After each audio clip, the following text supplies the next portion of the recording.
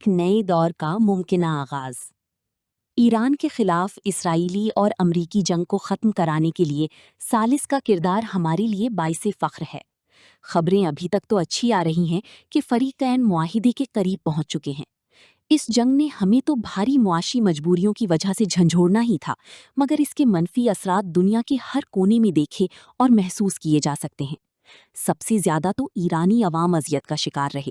دہائیوں کی معاشی پابندیوں کے بوجھ نے انہیں پہلے ہی ہلکان کر رکھا تھا۔ اب 40 دنوں کی بمباری اور پھر بندرگاہوں کی ناکہ بندی نے جو حال کیا ہے وہ بہت بڑا انسانی المیہ ہے۔ ایران نے تصویراتی حکمت عملی کا جو جال پورے خطے میں پراکسیوں کی صورت پھیلایا ہوا تھا وہ امریکی اور اسرائیلی حملوں کا شکار ہوا۔ غزہ میں نسل کشی کی جدید دور میں کوئی مثال نہیں ملتی۔ اب ظلم و بربریت کی وہی کہانی جنوبی لبنان میں دہرائی جا رہی ہے۔ ایران انقلاب کے دن سے اپنے خلاف اٹھتی ہوئی مخالف قوتوں کا اندازہ بخوبی لگا چکا تھا۔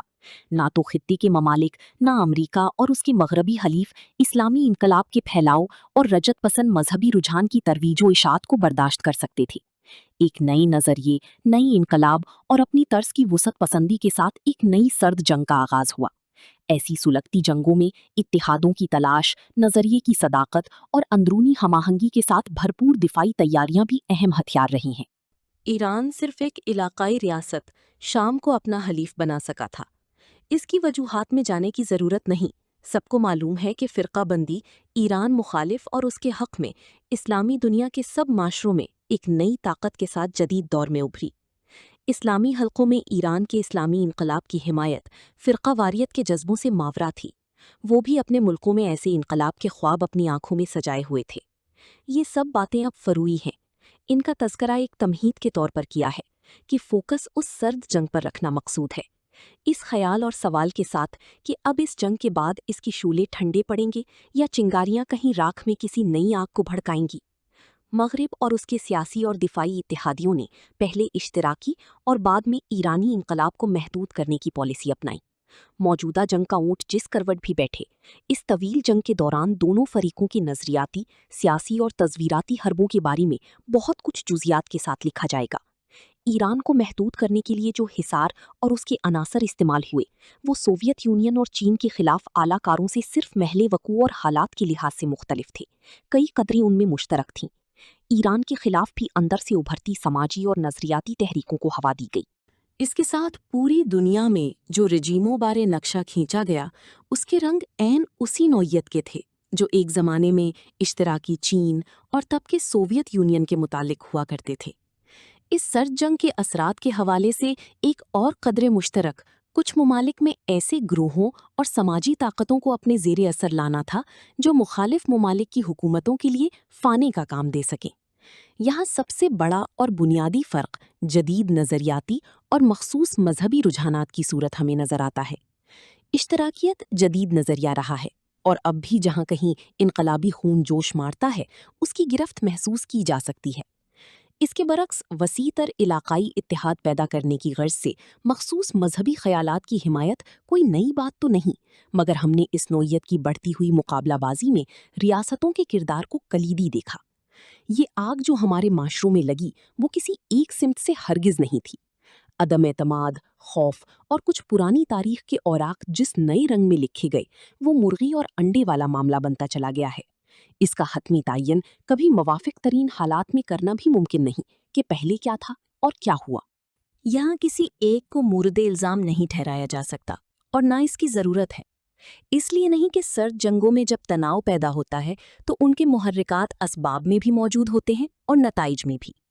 اس گھمن گھیری میں حکومتوں کی نظریں حالات حاضرہ پر رہتی ہیں اور اکثر ان کی پالیسی دور اندیش نہیں ہوتی بلکہ رد عمل کے خلاف رد عمل کی رو میں بہتی رہتی ہے۔ یہی کچھ ہم نے مشرق وسطیٰ میں دیکھا۔ پہلے تو عراق کے صدام حسین کو شہ دے کر اور اس کی بے پناہ مالی اور عسکری حمایت کر کے ایران کے انقلاب کو دباؤ میں رکھنے اور ممکنہ حد تک اس کا تختہ الٹنے کے لیے استعمال کیا گیا۔ اس کے ساتھ عربوں کا جھکاؤ اور دفاعی انحصار امریکہ کی طرف بڑھتا چلا گیا۔ ایران نے بھی غیر ریاستی عناصر کا سہارا لیا کہ مخالفین کو کہیں دور مصروف رکھا جائے، لیکن یہ کوئی آسان اور بلا خطر پالیسی نہ تھی۔ ایران اور عربوں کی ایک دوسرے کے خلاف پالیسیوں کا جائزہ لیں تو بد اعتمادی، شک اور خوف نے دونوں جانب ایسا ذہن بنایا کہ باہمی خلیج بڑھتی ہی چلی گئی۔ آخرکار جو آپ نے ایران کے خلاف جنگ میں ہوتے دیکھا اور جو ایران نے جوابی کارروائی کے طور پر کچھ عرب ریاستوں میں کر دکھایا، اسے آپ برادر کشی نہیں کہیں گے تو اور کیا کہیں گے؟ سب گرم اور سرد جنگیں ایک دن ہم نے ختم ہوتے دیکھیں اور انقلابوں کی بھاپ بھی ٹھنڈی ہوتی دیکھی ہے۔